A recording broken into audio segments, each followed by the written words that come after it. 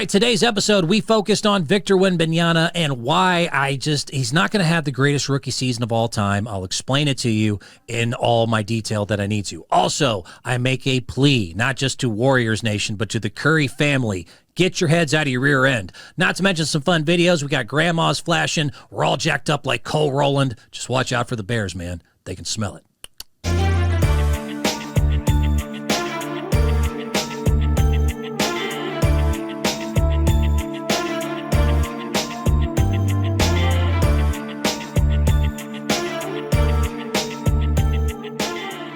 What's up, everyone? It's time for another episode of the Tricky Guy Sports Podcast. I'm your host, Brent Bilski, a.k.a. Double B. What is going on, people? Got interesting things to get into, as we always like to do here. First of all, I will at some point discuss there is a golden opportunity for the Warriors, and no, it wasn't just the Chris Paul trade, although I will give you my thoughts on that. And another basketball star who should be a bigger star, but unfortunately this person just winds themselves into oblivion and annoys the crap out of us to the point of where we get tone deaf, and it's unfortunate because it really should be a good story, so I'll tell you that as we roll along as well. But first of all, let's just kick right into the fun stuff here. NBA Summer League, Victor Wembamyana, the number one pick, the greatest prospect ever, the French phenom, gonna start the Wemba, as one lady trademarked. I actually think that's kind of a cute nickname there, the Wemba. It's got a ring to it. It's got a ring to it, doesn't it? All right, you got me. That's an awesome nickname. The French phenom will be making his debut in the Summer League, and I don't want to get into, too much negative here, but just to give you an idea, the Summer League is not the best competition. It's mostly the rookies and some guys that are going to be bench or more. For every Damian Lillard and Kevin Love that had a great Summer League, just so you know, the greatest Summer Leagues ever are usually given to Marcus Williams and Anthony Morrow, neither of which really panned out to be great. But, Victor Wembamyana is Victor Wembamyana. 7'5", absolute phenomenal, greatest prospect ever, if you ask Wojnarowski, although I still think that this is way too much hype to put on this poor kid, but we shall see. But yes, in case you missed when I played this before, Woj, when the Spurs got the number one pick, said this, and I was like, oh boy, here we go. This is the most highly anticipated player to ever enter the NBA, and this is maybe not only the greatest prospect in the NBA's history, maybe the greatest prospect in the history of team sports. Wow. So the history of team sports. He's the greatest thing we've ever seen. And let me go ahead and get into this, because Victor Wembamyana obviously has all the stuff you want to see, all the things that you're looking for, including the off-the-court stuff. Besides the fact that he's French, and I'll stop teasing him about being French. The fact is, he is not going to have the greatest rookie season that you've ever seen. And I want you Spurs fans to kind of start, as you watch him in the Summer League, and as that's coming up, and as things are going to go along here, I want you guys to kind of prepare yourselves for where Victor's at, what to expect versus, other rookies, including the Spurs that came before him at number one, Tim Duncan, David Robinson, and just overall what your expectation should be, because if you're expecting that he's going to come right out the gate and be the greatest thing we've ever seen, or at least something close to it, you're sorely mistaken. Oh, no. He probably won't even crack the top 5 greatest rookie seasons that we've ever witnessed, and I will explain a little bit more in just a while. But overall, just as he is today, just an FYI about this kid. He's only 19 years old. And that really does require repeating here. He's a 19-year-old kid. In the top 10 rookie seasons, only one had anywhere close to where we saw from year one that he was the dude, and that was LeBron James. And I'll get into that, like I said, here in just a little bit more. But 19 years old, he is huge. 7'4", 7'5", depending on who you want to talk to. And to give you an idea of just how tall that is, because sometimes I think people miss or don't quite understand what 7'4" or 7'5" really means when it comes to a human being that is that huge. It is unusual. It is strange. You will notice it when that person walks by. That's a huge bitch. That's gigantic. Look at this. This is him after the draft. This is him with all the other Spurs legends here. Just to give you an idea, he's not sitting next to his little brothers. He doesn't have his arms wrapped around Joe Schmo's six-pack. He has his arms wrapped around that 6'8" Sean Elliott, that 7-foot David Robinson, that's about 6'4"-ish Manu Ginobili, and that's 7 foot, or at least 6'11" Tim Duncan. These are other NBA guys who were all big. Even Manu was big at his position. I mean, this is a center, a power forward, a big small forward, a two guard, and then this guy at 7'4" or 5" in Victor Wembamyana. So that's fantastic, right? I mean, you watched him at the draft as you saw him next to normal human beings. Again, this is what it really feels like when you're a average Joe and you go against someone who looks like this. Look at him trying to, shaking hands, doing his thing. That's an average person. That's an average person's height right there, as someone put in the tweet here. Little rascals trying to get a loan at the bank. I mean, that's what that looks like. That looks like when the kids would stack up like 5 kids in a suit. And, we're just here, to get a loan here, sir. He's gigantic. That's a huge bitch. But the thing that's scary right there, he's only 210 pounds. That doesn't make any sense. To be that big, and yes, I know that, there's Kevin Durant and there's others that have succeeded as a skinnier person, but, you do want to put him at center, right? And that's a whole nother debate. Where do you put him? With his handle and his talent and everything else, where do you put Victor Wembamyana? I wouldn't put him at center. At 7'5", the height's there, but 210 pounds? 200, try to understand, I did the BMI index of what someone, and it was really hard to find. You had to go through a bunch of them because most of them stop at 6'11", 7 foot. But the ones that say what your weight should be ideally, he should be somewhere around 250 pounds according to even the BMI index, which is very not, it's very tough on weight. What does that do? Does that blow your mind? I mean, so I don't see him as a center. And he's even said himself he doesn't want to worry about weight gain. He wants to worry about strength. I mean, maybe the biggest small forward of all time when you consider his handle and his shot and his ability to create and do things with the ball and with his dribble. I mean, at 4 at best, I would really think a small forward spot, at least on the offensive side, would be a very good fit for him, a la LeBron James or someone of that ilk.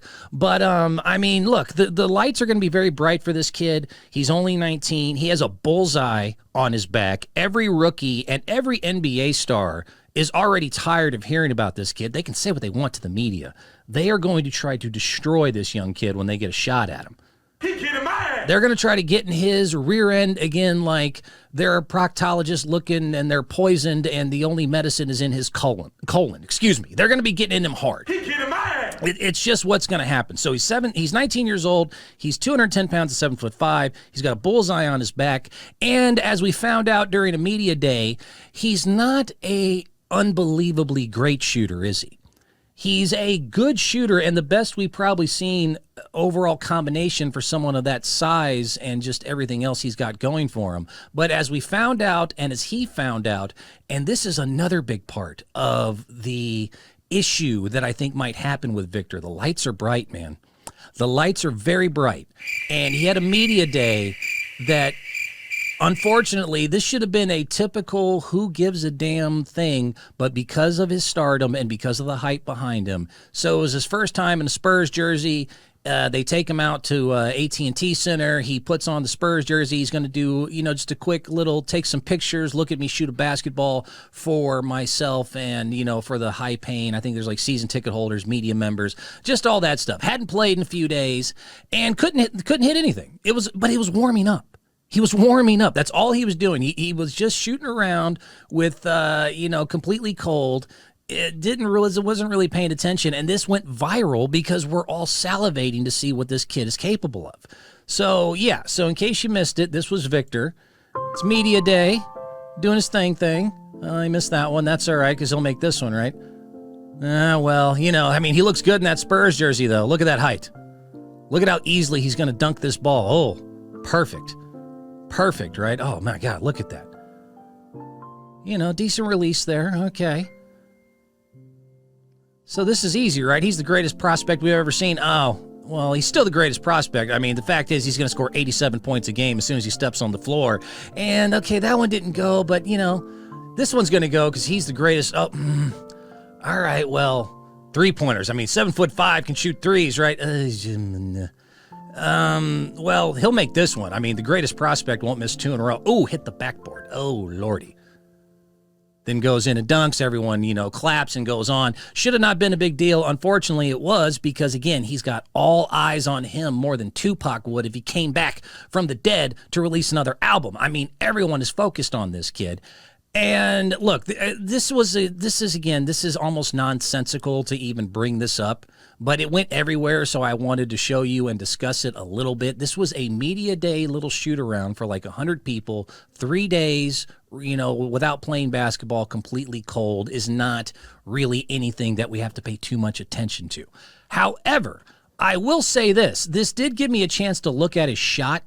You can believe what you want about me, but the fact is I was a collegiate level 3-point specialist shooter. I coach basketball camps and shooting instruction. So I know how a basketball should be shot, I guess, is what I'm trying to say here. Very few things I brag about in life, but one of them is that I can outshoot you in a basketball contest of any type, horse, one-on-one, whatever. I will kick your ass, especially when it comes to shooting the ball. So analyzing Victor Wembamyana's shot a little bit, there were some things I noticed. If you really want to break down this way too early, overreacting nonsense where everyone lost their mind, well, then everyone loses their minds. I will give you a little bit here. And here we go. This one was a better angle of everything we saw here. So, I mean, overall, when I look at him shoot, and here's a good example right here, his guide hand scares me a little.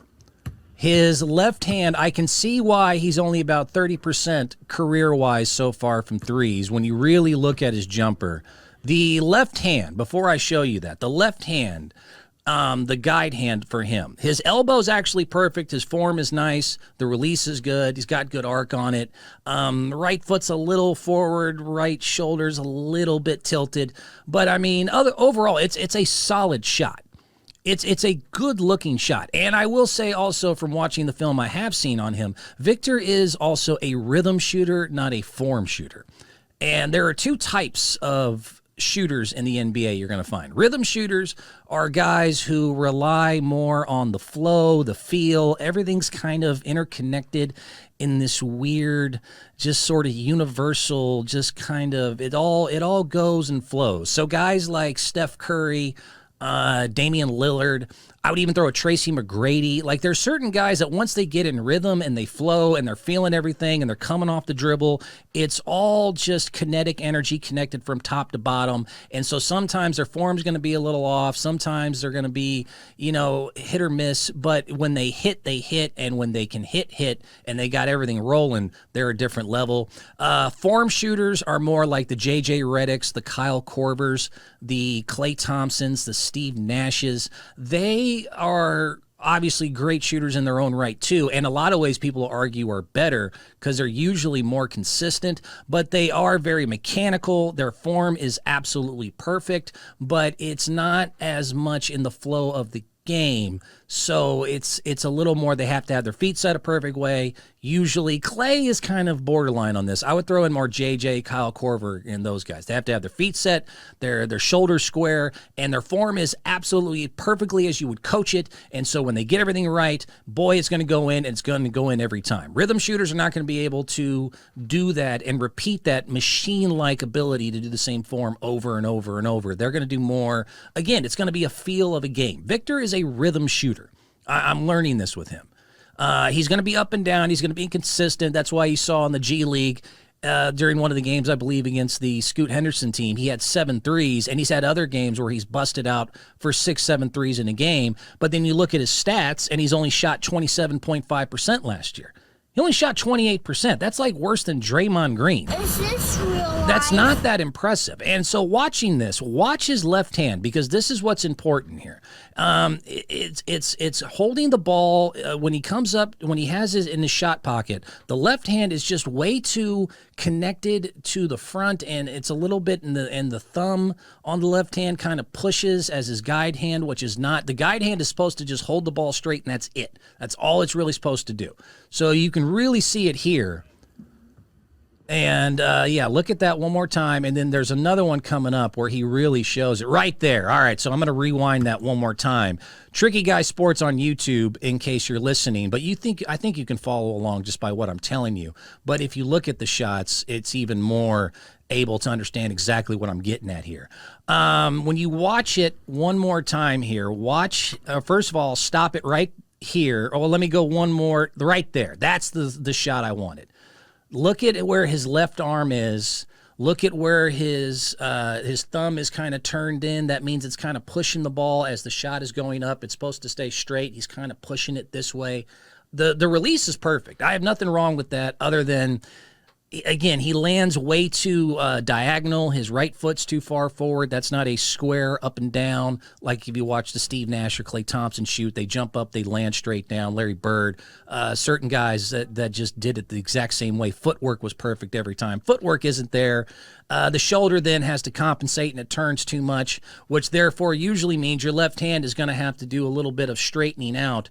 And it just adds to a degree of difficulty of any little movement or anything on the ball, believe it or not, much like a golf swing, is going to set it off. A little half inch here or there starting from the release is going to end up being 6 or 8 inches to the right or left, which will equal either a make or a non-make in this situation. So if you look at that, that's not at all where his guide hand, is supposed to be. It's supposed to be right there next to his hand, his follow through on his shooting hand. It's not supposed to be way up here. His left hand's not supposed to be turned in like that.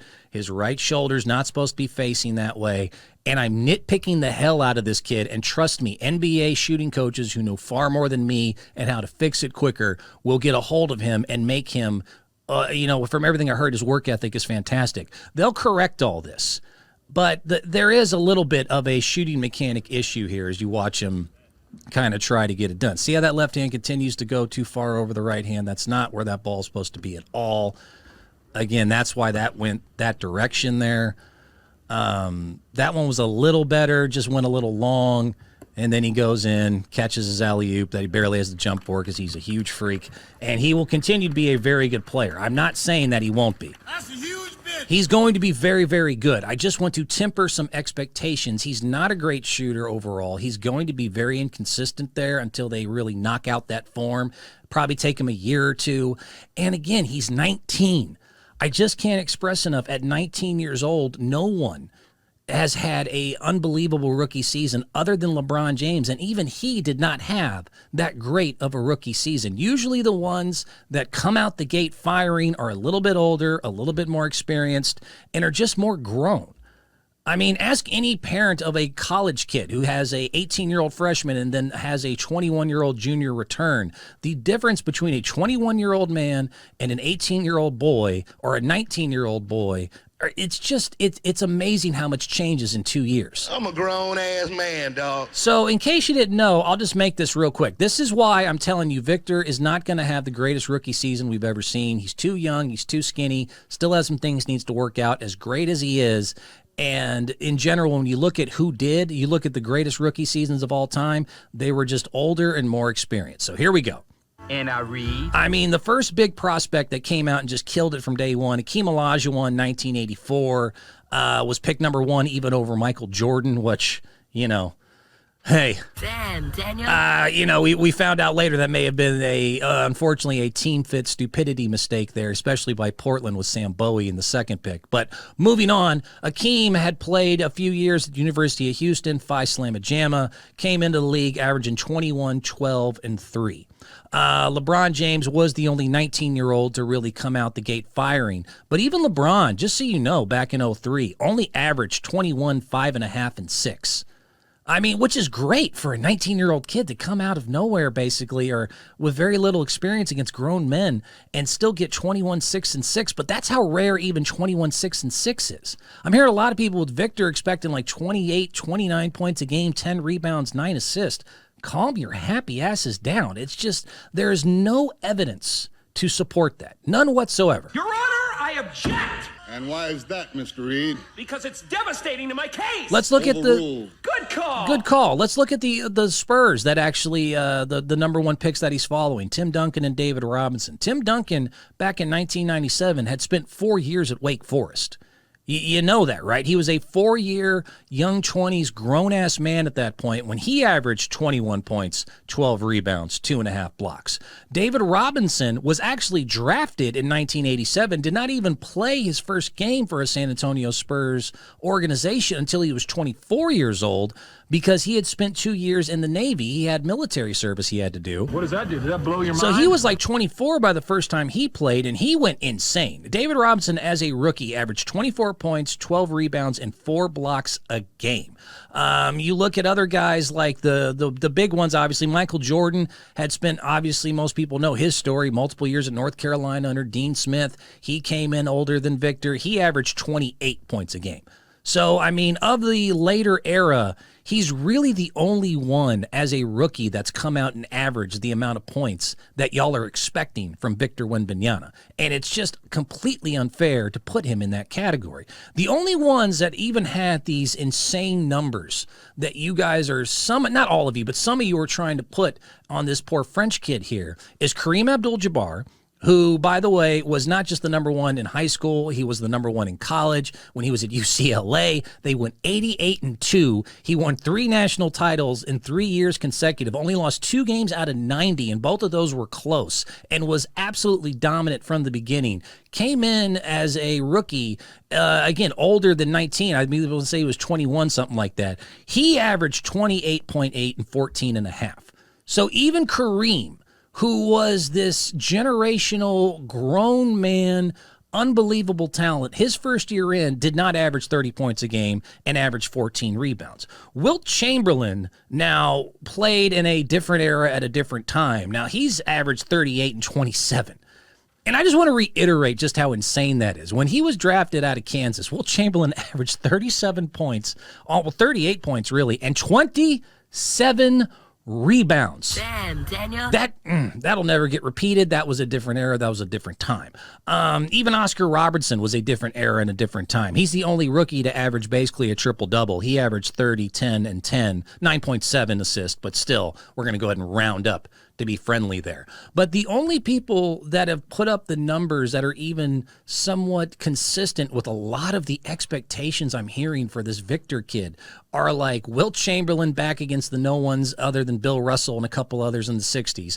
The Oscar Robertson era of again, the same ilk. Michael Jordan, who was the greatest scorer that the world has ever seen ever, and there's no one close. I don't care about which record, this longevity, shut up. And then Kareem Abdul-Jabbar, who also was drafted way back in 1969, and he was a grown-ass man at the time. He was a grown-ass man. I'm a grown-ass man, The dog. only ones that could be close as far as what you're expecting numbers-wise are the fellow Spurs as far as Tim Duncan and David Robinson. And Tim Duncan had spent 4 years at Wake Forest. David Robinson not only spent years at Navy, he then spent 2 years doing service. He didn't enter the league until he was 23, 24. This is a scrawny 19-year-old who still got growing to do. So just have fun with everything that's about to happen. Have fun with everything that's about to happen as I kind of got a frog in my throat there. This frog is going to be able to play some very good basketball for you. Summer League is coming up. You should be very excited. I don't know why you wouldn't be. It's going to be phenomenal. I'm so excited! But, you know. I'm so excited! I'm scared! Don't be scared. Don't be scared when he doesn't put up like 28, 12, and 9 or whatever you guys think that he's going to put up. I just don't know what expectations you guys really have realistically at Spurs Nation here. And last thing, and I'll move on, just so you know, even in his own French league, which is not the NBA, this guy averaged 21.6, 10.4, 3 blocks, 2 assists, but he only shot 47% from the field and 27.5% from the threes.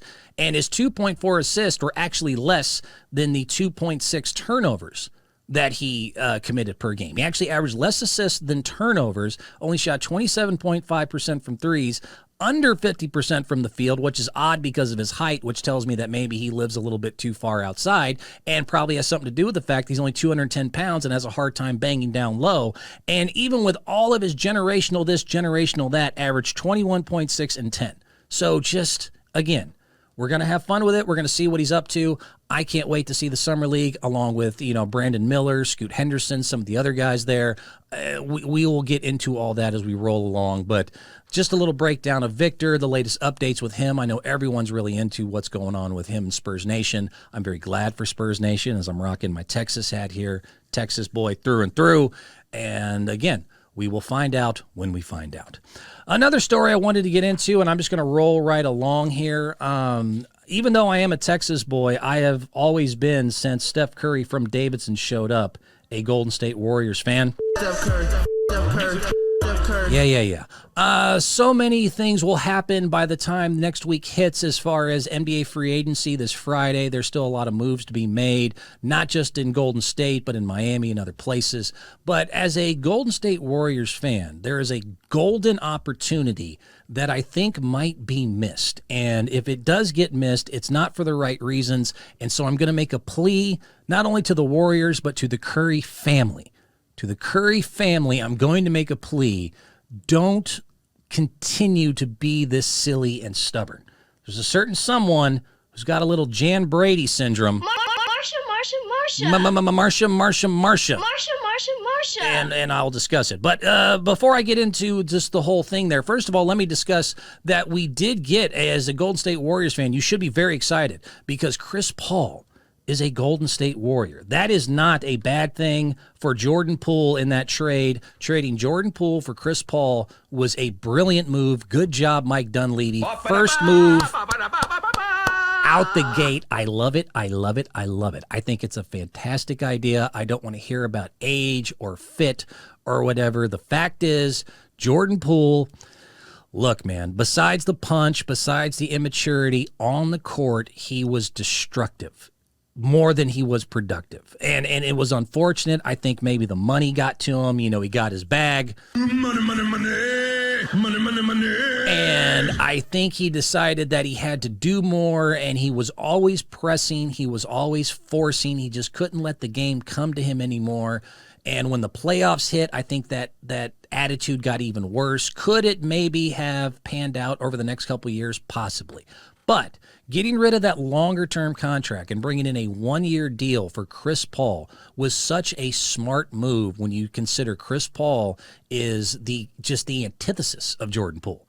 And, I mean, yes, he is adjusted more to a pick-and-roll, slow-down style. But the second unit, especially with this youth movement, is going to need someone who runs the offense under control and is able to put guys in the right places, have a high IQ, not turn the ball over. Jesus H. Christ, if I had to watch the Warriors, who had two major issues in life, was that, one, they were too small, but two, I mean, turnovers. They would just throw the ball away like it was just, like there was nothing to it. That these giant turnovers that led to fast break points weren't crucial, and they absolutely were, and at the head of that snake was Jordan. He had to lead. He had to lead the league in giveaways when it comes to just pointless turnovers that led to an open basket. If he wasn't at the top 5, I'm a sumo wrestler. You know what I mean? I mean, he really was. It was unbelievable to watch him just loosely give the ball away as much as he did, as great for all the other stuff as he did. If he wasn't league leading and turnovers leading to layups, then again, I'm a sumo wrestler and I'm missing my calling. But so that's a great idea. It clears up money later. Unfortunately, probably for Draymond Green, whatever. It's going to help organize and put more solidifying around that second unit. The offense will run a lot smoother. Chris Paul, a veteran, a no-nonsense guy, as we've learned through the years. Other than Draymond Green, immaturity is not appreciated or respected in a Golden State Warriors locker room. You want older, you want wiser, you want mature, you want guys who handle their business. You don't want silly, you don't want out of control, you don't want nonsense. So they got rid of that, as great as that potential is, and they brought in a guy who's the absolute perfect as far as what they like, what is their attitude, what they're looking for, business, no nonsense, smart, knows the game's going to run that unit beautifully. When he gets a chance to start, which he will, and be part of probably the end of the fourth quarter death lineups, he's going to be phenomenal in those situations as well. I loved the Chris Paul trade for Jordan Poole. I think it was a great idea. He's probably got 1-2 years left, but that's really what this group has. is with Steph Curry and core to get a 1 or 2 more rings, they got about 1 to 3 years tops to get it done. So another move that was made in Golden State that I was a little bit sad about. Unfortunately, I'm going to have to say goodbye to Dante DiVincenzo, and, that sucks. As a fan, I really like me some Dante, and he's gone. He did what he had to do, though. He came in. He's declined his $4.7 million player option. He came in for a year, coming off injury, and saw a return to form. He had an ankle injury that kept him out for a while, shot 40% from threes, was phenomenal off the bench, great guy, great role player, good defensively, did all his stuff. And again, now he's also going to go get his bag. I cannot get mad at Dante for doing what he did and leaving. Money, money, money, money, money, money. What I can get mad at, though, and this is my plea not only to the Warriors but to the Curry family, there is a solution that is shooting and screaming y'all in the face. There is a little bit of a financial situation here, but overall there's a brilliant thing that could be done in this free agency moves and could be made if everyone would collectively get together and just make this happen. That would fit phenomenally. So to review, we got Chris Paul now. You lost Jordan Poole. You lost Dante. You need shooters. You need bench guys. You need professionals. You need people who maybe have, the pedigree, the understanding. But basically, you need three-point shooting. You need offense. The fact is the Golden State Warriors in the playoffs were 9th in offensive rating in their postseason run. They were 9th in offensive rating and just fell off a cliff as soon as Steph Curry hit the bench. So that's the Chris Paul part. That's going to help out the offense. But now the Warriors, let's face it, they shoot. They shoot threes. They play small, they shoot threes. Is what they do. Who can you get in the unrestricted free agency, pool, pun intended, I guess? There's a lot of options there. One is a guy named Yuta Watanabe, who actually is probably more affordable and might be the actual solution here. But there's one more. There's one more that's out there. I've been wanting to see this guy on Golden State for the longest time. Steph's brother, Seth. Steph's brother, Seth Curry, as I will show you some highlights here. Look at them. Younger brother to Steph, Seth Curry, in a simpler time. Look at them going at it as kids. Steph's younger brother, Seth, as you can see here as they're playing each other, even in the pros, is a ball player and loves going at his brother.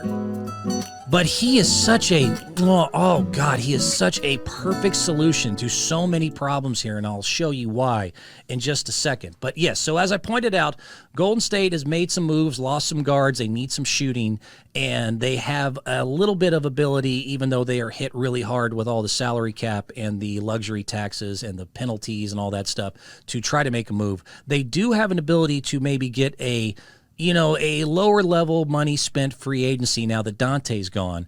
And Seth Curry is out there as an unrestricted free agent.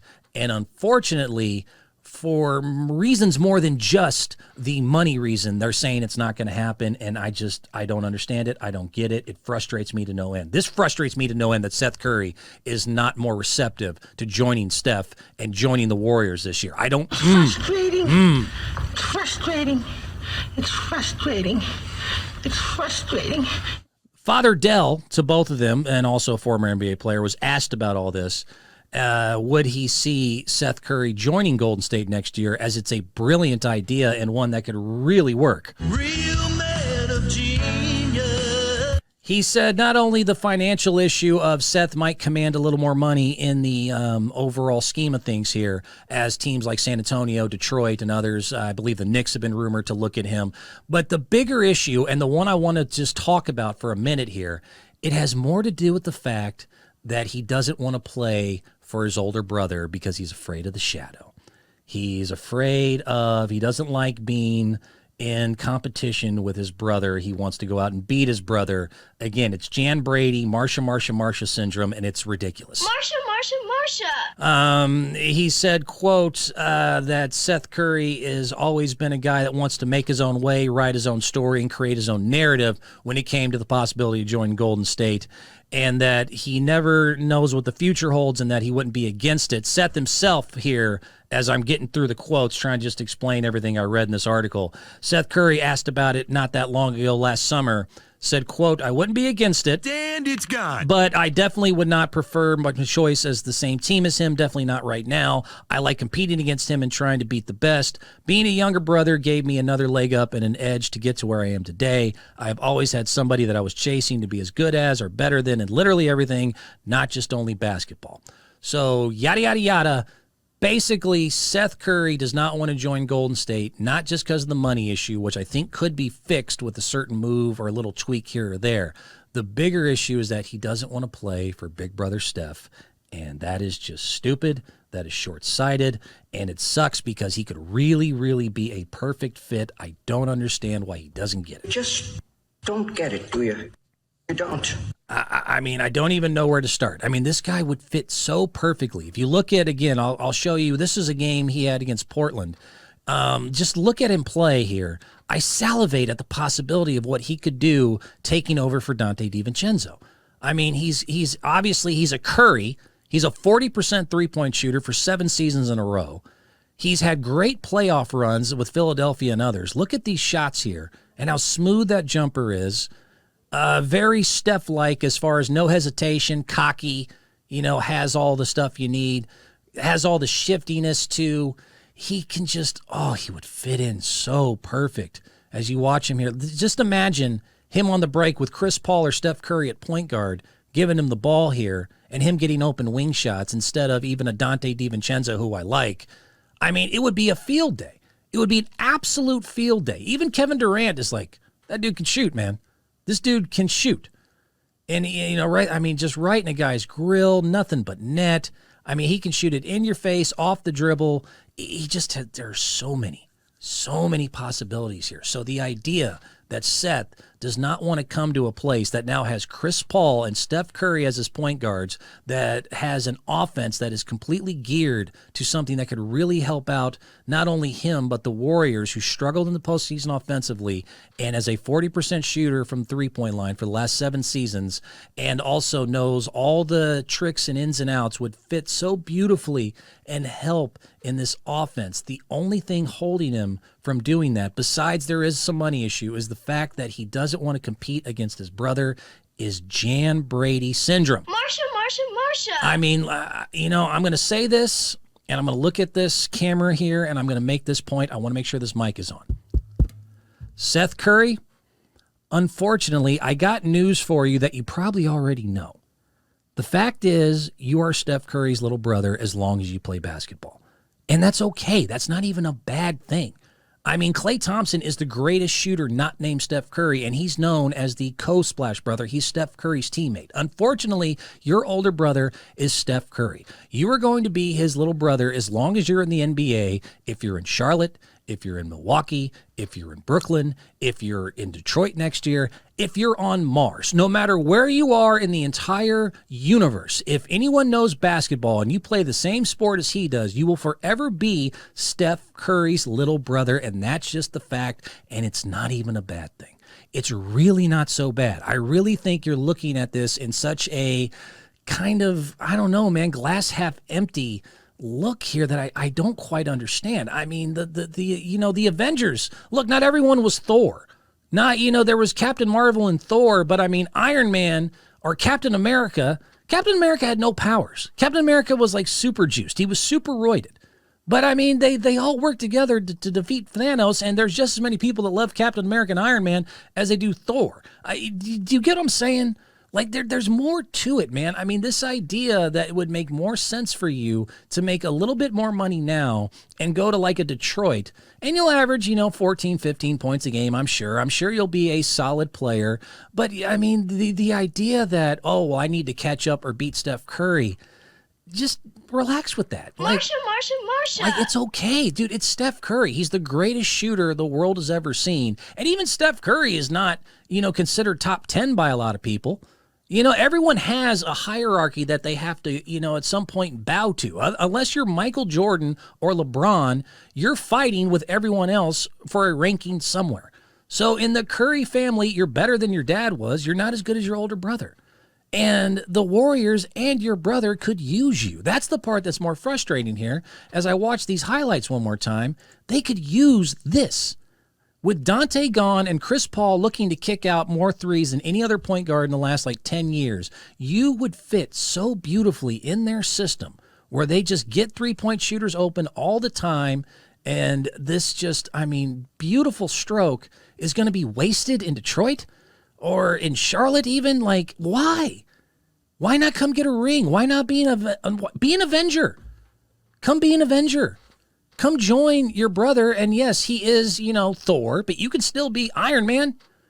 You could be the actual Splash Brother. Instead of just having Klay Thompson, who, by the way, might be gone as a Splash Brother in a couple years, you could be the actual Splash Brother. All right, you got me. That's an awesome nickname. Whatever money you might lose in, the actual contract, I would think you'd be able to make back in marketing if you and Steph Curry go out together at some point in the game and combine for 18, 19 threes in Oracle in front of everyone and on the big screen, and you do it in the playoffs and you make a great run and you're able to put everything together. You can do exactly what Dante DiVincenzo did. You can come in for a year, spend, take a little less money than you were going to, come out, kick some ass, prove yourself, and then go get your bag. But you have a chance to join the Avengers and win a ring and get over this just ridiculous idea that you need to compete against the guy who's the greatest shooter the world's ever seen and a top 2 or 3 player.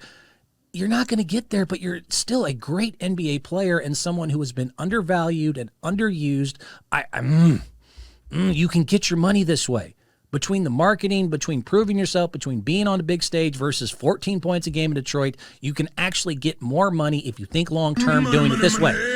Come get your money, come get your ring, and then you can do whatever you got to do. But the fact is, the idea that that's the main part holding you back and has been holding Seth Curry back from the beginning, it's short-sighted. It's I get it to a point. Looking at this is cute. You can tell from the beginning. I'm sure, Steph would talk crap every time he'd beat him. I used to do stuff like this to my younger brother as well. They've been competing against each other since they were little boys. And it's a tough shadow to be in, and that sucks. But the fact is, it's Steph Curry. It's just what it is. You don't have an older brother who's just like a Tyler Hero or someone that's decent. Your brother's Steph Curry. You can still be Iron Man. You could still be Captain America. You can still be, at least Falcon. You could be somebody useful instead of just fledgling somewhere. I really, there's sometimes I understand the ego that gets you to a certain point, and then there's other times I just don't seem to quite. I don't get it. I don't get it. It's a brilliant idea. It should happen. It's not going to happen, and this was just an overall plea to both Steph to try to recruit your brother, to Seth to get over it, to the Warriors organization to make some room. That shooter right there, along with everything else, would be absolutely a perfect replacement for Dante, even though he's not as good defensively. They really need more shooting right now because that's where their identity is. You got one sitting there. He is somewhat affordable, and you're not going to do it because you're being stubborn, and instead you might have to settle for Yuta, but that's actually, I don't mind Yuta either. Yuta Watanabe, Japanese star that was in Brooklyn last year, is like a Japanese Lamar Odom with a three-point shot. There's kind of a way I can explain him. He's very cheap. He should be available. I say go get him. But the Splash Brothers, the real Splash Brothers should happen, and it's not, and that sucks. And it sucks. Something else that sucks here is something I'm going to get into quickly, and then I'm going to have some fun with videos. I think I've made my point there with that one. So there was, okay. All right. Let's just do it. WNBA is going on. The season's going along here, and talk about another group that just doesn't seem to to get it. I don't get it. I don't get it. The issue is not the sport. It's not that people don't want to watch basketball. It's not that even women's sports are not supported. There are plenty of female sports that get high ratings, including, again, collegiate basketball this year was phenomenal. The finals for the Iowa LSU NCAA Women's Final Four was in the 10 millions. That almost rivaled the NBA Finals. It wasn't that far behind. Ronda Rousey used to headline the UFC before all the men. Serena Williams would have the highest tennis ratings by far. That's because she was one of the last American stars, and we went and embraced her when we had no male stars to kind of give us that American Idol, if you know what I'm saying. I mean, Olympic events. I mean, there's so many different times you've seen where we will support women's sports, and you do need men to do it, and you need Joe Sixpack to do it, and Brittany Griner and crew and the WNBA as a whole, you just don't get it. Just don't get it, do you? You guys are just, the moment you realize, and I want to say this, and I'll make this succinct here, the WNBA and the stars of the WNBA, the moment you realize that you're not the NBA and in your lifetime that you won't be the NBA, you're going to be a lot happier. You're just going to be a lot happier. This idea of always looking over at the other side of the fence and going, well, they have this and I don't. Well, they have that and I don't, is just not, it's not healthy, it's not useful, and it doesn't help a fan base, ingratiate ourselves to your product. I think the biggest issue, unfortunately, when I think WNBA, I think about crying, I think about whining, I think about complaining. I don't think about basketball. I just don't. I think about a lot of other stuff that has nothing to do with basketball. Crying all the time. Quit crying. Just a push-up or something. So why am I getting into this? Brittany Griner famously, was overseas, unfortunately detained in Russia for a very long time. Pretty much, I mean, it was their law, but it was goofy, it was unfair, it was sad, it was just for a little bit of weed. It did not deserve to happen. We all know the story. I love weed, okay? I love it. Including people in our own prisons who are still locked up for marijuana and marijuana charges that are probably looking at this going, hey, I got caught on some BS too. I love weed, okay? I love it. But the point being overall is that, we traded the damn merchant of death to go get this girl out, which had some political backings and all that. But the president of the United States went out of their way, and the White House themselves traded a person that we called the Merchant of Death, who made the movie Lord of War. He was the inspiration for that movie, a guy who just flooded, countries with all sorts of arms and helped fund civil wars that killed children and all that. We traded him to get her back. She comes back. She's on a whirlwind tour. She's doing great. She's at the Met Gala. She's having a good time. She's at the White House. She's shaking hands. She's a celebrity. She's welcome back. There was at least 11,000 at her return in Phoenix, and it started there. It started when she got back, that the fact that it wasn't sold out. In case you missed all this, when she came back, her first debut game, she comes out to this roaring reception. It was this beautiful moment, and it took them all of about 5 minutes to start complaining afterwards. Well, it wasn't a sellout. Why wasn't it a sellout? If it was LeBron, it would have been a sell. It's like, okay, if I had wheels, I'd be a wagon. There's 21 other. By the way, there's 21 other search engines in the world besides Google. Not everyone's Google. You're not the NBA. You're just not. You don't have their ratings. You don't have their attention. You don't have their money. So, I mean, the fact is you should have been happy with that. But then she ends up, so the season starts and things are going well. She's actually playing very good basketball, if you guys pay any attention. And she goes to an airport in Dallas, and some idiot with a camera comes up and does the TMZ paparazzi thing of like, hey, Brittany, what's it like to be in jail? What's the Russian food like? Da-da-da-da-da. Do you think you deserve to be traded for the merchant? Getting rushed with the phone. Again, not the greatest thing in the world. But it's far from the JFK assassination attempt, or, you know what I mean? Like, it wasn't that crazy. And so instead of just kind of, treating it as a one-off, taking the balance of like, hey, look, there's a lot of good that has come from this as far as I'm released now, I'm out, I'm back doing what I love, I'm happy. Instead, it's just this constant theme with them. It's complaining, it's bitching, it's moaning.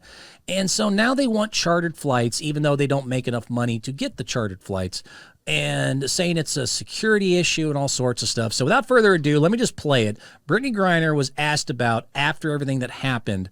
I guess they have now offered, more secure chartered situations where they're not going to be, quote unquote, in such dangerous situations here. And where do I got it? So she's talking about it, and something she said at the end, I have to at least bring up, because this is the overall issue that a lot of people, it's uncomfortable to discuss, but we have to. Here we go. The option to use a different airline, a more private airline, chartered flights. It's a shame that it had to get to rock bottom, because I feel like waiting for something to happen and then making a change, you don't know what that something's going to be. We've all seen what can happen in this world, and when you play the let's wait and see game, you're really playing with fire. You're playing with people's lives. So I'm glad that they finally got it together and are going to allow us to do this. It's just a shame that it took so damn long, honestly. I'm not saying maybe what the guy did wasn't cool, but has anyone alerted Brittany Griner when she says things like that, putting it at rock bottom, that it's people's lives are in danger, that when you're playing with fire, that the situation she's discussing, you were, rushed at an airport in a secure section of an airport. Like, I hate to really, burst a bubble in the story here, but the fact is, I don't know if you know, but when you have to get on a plane, you should know this as much as anyone else who's ever tried to get on a plane. I can't, through the metal detectors, from TSA security, through all of the measures that they have, bring in a shampoo bottle that is too big. Well enough, something that is so dangerous that you think a guy coming up to you with a cell phone, as you're coming out of a gate in a secured section of an airport is the equivalent to having rock bottom, your lives in danger, playing with fire. Are you kidding me? I cannot think of a worse example of a place that you're saying like, oh, well, what happens if something dangerous? They have metal detectors. They have security. The airport is arguably the most secure place as far as once you get past, like when you're coming out of the gate, you're in the secure section. You're in anyone that's in there with you had to go through, again, metal detectors, had to go through security, had to go through checkpoints, had to go through all sorts of things to get to that point. I cannot think of a worse example for you to bring up as a point of like, oh, well, something really crazy could have happened there. You were in the airport.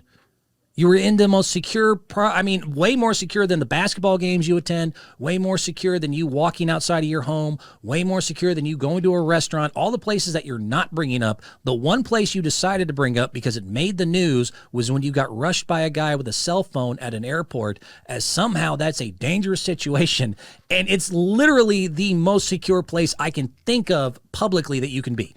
I ain't got a good brain. You guys are going to have to wake up, because this, again, it just turns people like me off. And it's not like I haven't watched women's sports. It's not that I haven't enjoyed them. It's not that men in general haven't enjoyed women's sports. We don't like this.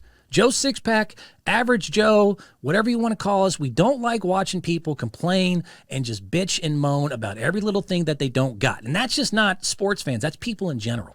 You're trying to, as a organization that is still funded by the men's side of the ball. Just so you know, the facts are alarming there. The NBA revenue is at $10 billion. WNBA, last checked from like a year ago, is at $60 million versus $10 billion. You do realize that is 0.6% of what the NBA makes.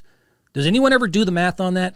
$10 billion to the NBA versus $60 million for the WNBA. WNBA makes in revenue 0.6. 0.0. Okay, not 0.0, but 0.6, less than 1% of what the NBA makes in revenue.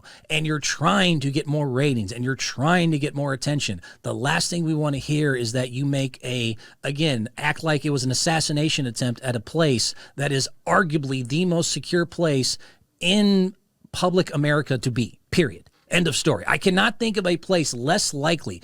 Anything can happen anywhere, you never know. But the fact is, if I could think of a place where I'm least going to be attacked, or at least there's enough measures to make sure I don't get attacked by a weapon, well enough a nail file, hell alone a 9mm handgun, or whatever she's trying to equate this to, the idea that an airport is not the most secure place to be, name it. Give me a better example. Don't worry, Give me somewhere in public that's a better place of less likely for you to be attacked to, where your life's in danger by like a weapon or something else, than an airport that is fully secured through. Explain that to me. Explain it to me, God. Explain it to me, God. I want it explained to me now, Jesus. $10 billion to $60 million. It's just what it is. Average viewership, NBA 12.4 million to 412,000 for the WNBA. The highest rated ever WNBA game was 835,000 for a finals game. Collegiately, the girls, again, women's basketball, collegiately did 9.9 million to your million. Explain that to me. Explain it to me, God. Explain it to me, God. I want it explained to me. It's just this type of stuff. You're just going to have to, Seth Curry is going to have to realize that he's Steph's brother. The WNBA players are going to have to realize that they're not the NBA, just like, whoever works at Bing can't complain about what happens at Google. You know what I mean? It's just there are certain levels, and there are established, more organized, more profitable businesses that, for whatever reason, you're not there, and it gives you it doesn't help you in any way, shape, or form to bitch about what they're doing and what they have and what they got. No, and you don't have this, and then you conflate things that aren't there, and you just annoy people. We get turned off, and then we don't want to watch your product, and then you get mad that no one watches your product. And some of this, I won't even get into the whole rant about you need, women unfortunately don't support. They'll tweet and talk, but the ratings and the stats will show you that even the WNBA is more watched by a male audience than a female audience, which I don't think a lot of people know. I don't think a lot of people know that one. Do you know that actually statistically more men watch the WNBA than women, even percentage-wise? Do you know that? What does that do? Does that blow your mind? This doesn't help. It doesn't work. It doesn't do anything positive. And in the end, we just go, okay. Traded a merchant of death to get you back. You've been all sorts of a celebrity. You had a beautiful welcome home, and it started with bitching about, well, it wasn't sold out. Well, she didn't, but other people did. And then you got rushed by a guy by a cell phone at the airport, the most secure place I can think of, and you say like, oh man, well, people's lives are in danger. No. It's a lot. It's too much. And yeah, I don't know what else to tell you. You got to stop doing the tears, man. Crying all the time. Quit crying. Just a push-up or something. Your life's pretty good. Yeah, you guys are doing very, very well. And it should be fun. It should be exciting. There's a lot of good things going on in the WNBA that should be discussed. Not this. All right. I feel good. I made my point that we don't have to over-expect too much from Victor Wembamyana. I wanted to make that point. I also said that Seth Curry needs to come to Golden State and get over the fact that he's not ever going to be the equivalent to Steph Curry and could actually really help them win a title and join the Avengers. Brittany Griner needs to worry, along with the rest of the WNBA, about less what other leagues and what other people are making, and just try to embrace and see if they can't get a better television ratings through that. Overall general just turn of an attitude there. Yeah. All right. Video time. You seen it? You seen it? Don't look at me. Don't look at me, little puppet. Have you seen this? Have you read about this? Thanks for riding along with me. This is always the bonus section here. This is just funny videos, silly things I saw. In case you want to check this out with us and you're listening on Spotify or another format, please go to our YouTube page, search Tricky Guy Sports, and this is always the palate cleansing, the ability to just kind of whoosah and just take it all in and see what we got and have a little fun. Where should I start? Let's go with grandma flashing. Let's start with old people. I got a couple here. Let's start with some old people. Old people don't get enough credit. I guess they're right. Senior citizens, although slow and dangerous behind the wheel, can still serve a purpose. I'll be right back. Don't you go dying. Yeah, don't you go dying on me yet, Grandma. Apparently, you still got to give us a little bit of a show here. Check out what Grandma did at a Dodger game. This is fantastic. Hey, look, it's a sweet Grandma. She's on the Jumbotron. Yeah, let me do a little dance for you. I did this back at the sock hops in the 50s. And then check out these cans.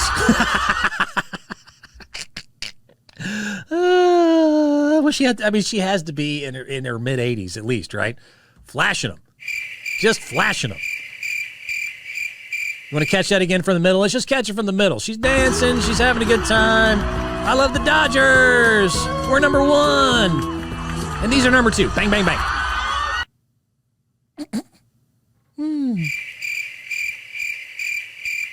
Gotta imagine what she was like back in her day. Gotta imagine what she's like. That's why this guy's got such a stern face. He's worn out. He's dried out.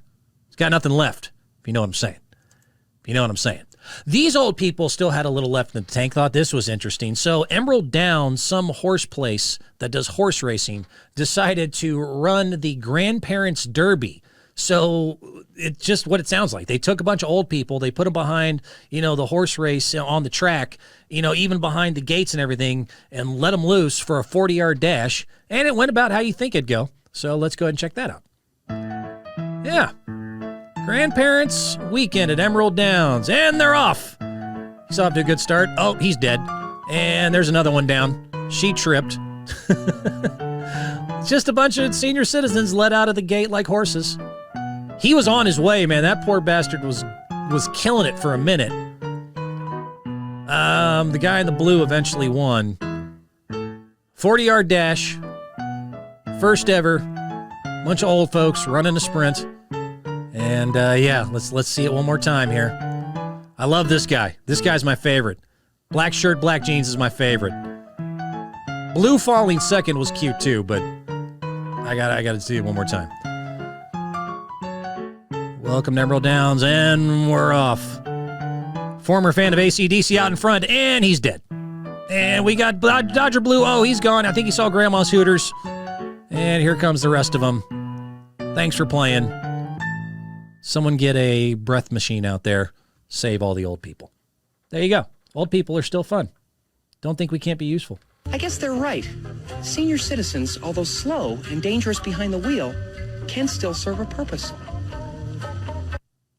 Moving on. Let me see. This was something else. Oh, speaking of races, for whatever reason, in Belgium, the Belgium track team, there was some track event that was happening. I don't know if everyone caught this. This was pretty entertaining. So there was the 100-meter hurdles, and either through injury or penalties, for whatever reason, the person that was designated to do the 100-meter hurdles, they had no one to run the hurdles for the Belgian team. So the female shot putter, the one who, the big ones that do the shot put, she decided to fill in for the hurdler in a real live official race here. And I'll just play the clip and you let me know if you can guess which one is the shot putter. All right, here we go. See if you can take a guess. Nice day. Got the blocks and they're off. Can you guess which one's the shot putter? Gee, it's it's tough. I mean, it's tough to tell.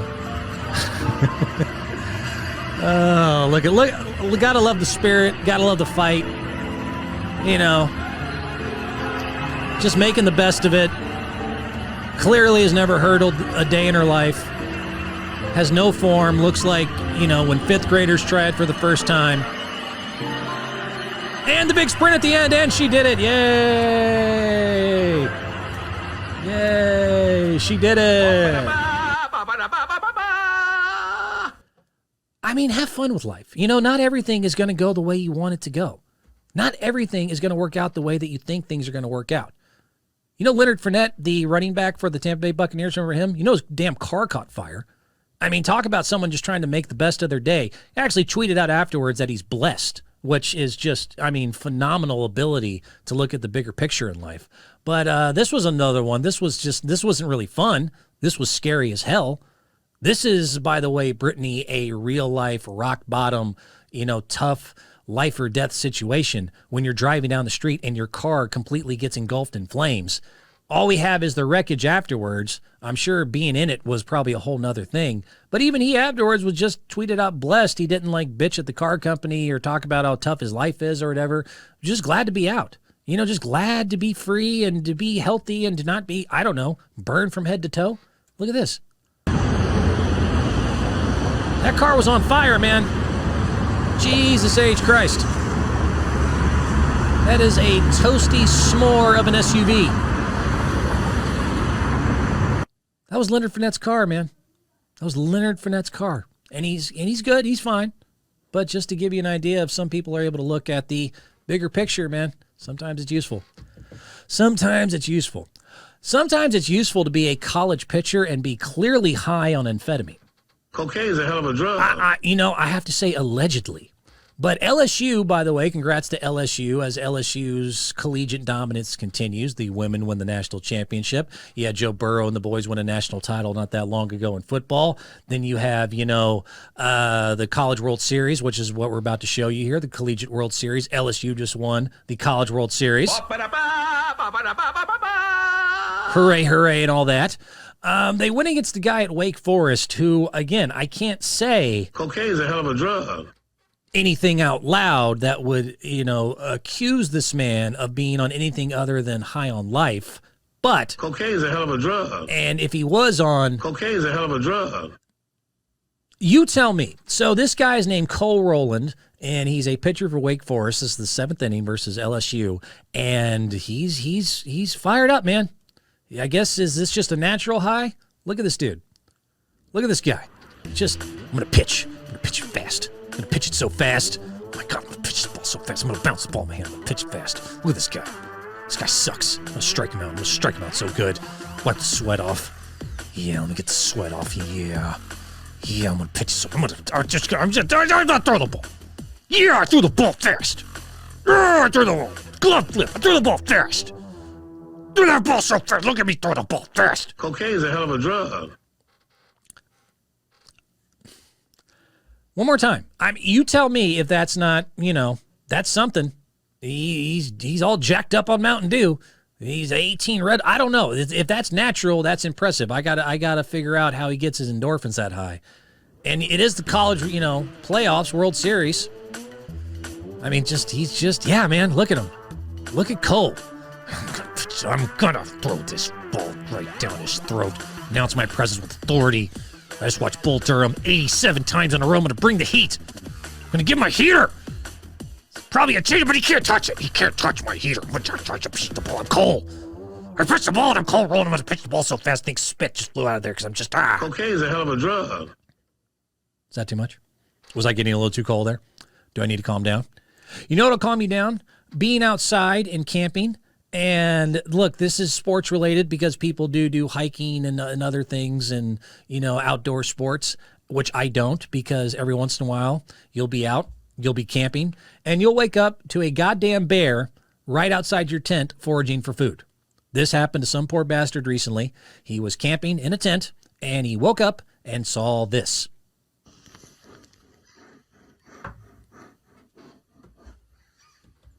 Holy crap. What's that, 5 feet away? That's a camera phone. That's not like a zoom in. Big ass bear. Could tear you down at any moment. Just could kick your ass from here to Kingdom Come. One swipe, you're done. Hope you've seen The Revenant. Look at that monster. That's a cute monster. 5 feet away from this guy. Because he decided to go camping. Yeah, close your tent, buddy.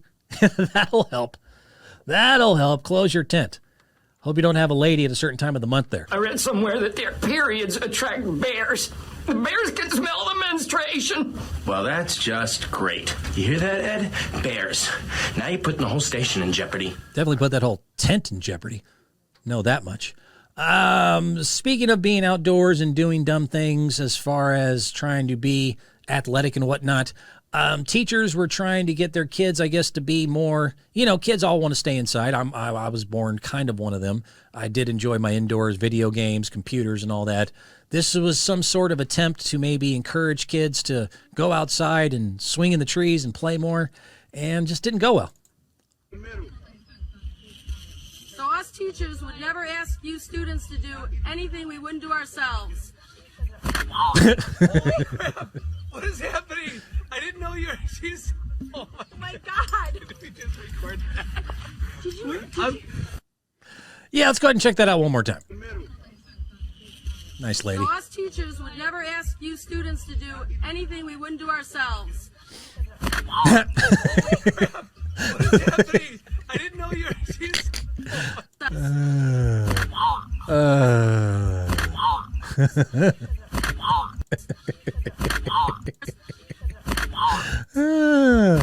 Three more times. 1, 2, and a final to grow on. Holy crap! What is happening? I didn't know you were... She's... Oh my God! Did we just record that? Did you... She should be a shot putter / hurdler there. Yeah, so that's pretty much all the fun ones I had. Other than this last one, I'll throw this in for fun. We do have NFL season coming up here pretty soon, and I'm a big fantasy football guy. I don't know if a lot of y'all are fantasy football guys. It's a very addictive kind of almost cocaine-like thing of just like, man, you get so jacked up. You're Cole Rowland when your fantasy football team wins. You're just like, a hell of a drug. You get all into it. But some groups, as the season is over, they'll do like the last person the last in the league has to do some sort of bet. This was supposed to be like this really like, oh my God, embarrassing thing. Weak. You rank this 1 to 10 for me. I thought this was weak. They had him. He had to go to a restaurant with Winnie the Pooh as his bear date. Apparently, this is supposed to be some horrible, embarrassing thing here. Really, this is pretty tame, man. Definitely not worth. I don't know why this went viral, but you guys tell me. Would you be embarrassed to do this? Would you be embarrassed by this? Happy birthday to you. Happy birthday, dear Chris. Happy birthday to you. Oh, no. Had to go to a nice restaurant with a large teddy bear as his date. I mean, okay. There are leagues that people have to loser at the end of the bottom of the league has to get a tattoo of the winner's choosing. That's some stakes. That's some pressure for your ass there. That is, there's a league that's famous where the winner of it out of the 10 teams or whatever it is gets to tell the loser of all 10 teams what tattoo to get of the winner's choosing. So if he says, I want Justin Bieber on a rainbow sucking a lollipop, that's what they have to do. Being on a date with a Winnie the Pooh bear doll, is that really supposed to be that embarrassing? Is that crazy? I mean, if you had to go to date with this bear, like a real bear, that's okay. I got to, make sure. I got to check my injury reports, man. I got to make some trades in the offseason. Who's my flex guy this week? If that's there sitting next to you, that's okay. I get it. That's a frightening thing. A blown up Winnie the Pooh doll, taken out worse. Personally, to dates, I don't know about you guys. I've taken out worse. Take him out and I'd be impressed, fantasy league. Whoever fantasy league that is, take that bear out and sit him next to you after your birthday at a nice restaurant. You impress me. Taking out a Winnie the Pooh bear is not that impressive, especially if you're on a certain time. I read somewhere that their periods attract bears. The bears can smell the menstruation. Well, that's just great. You hear that, Ed? Bears. And now I put the whole show in jeopardy because it's time for me to go. Hope you guys had a good one. Hope you enjoyed listening. Like, subscribe, do all the things you're supposed to do. Let everyone know that we're out here. We're doing our thing. Tricky Guy Sports. I'm out.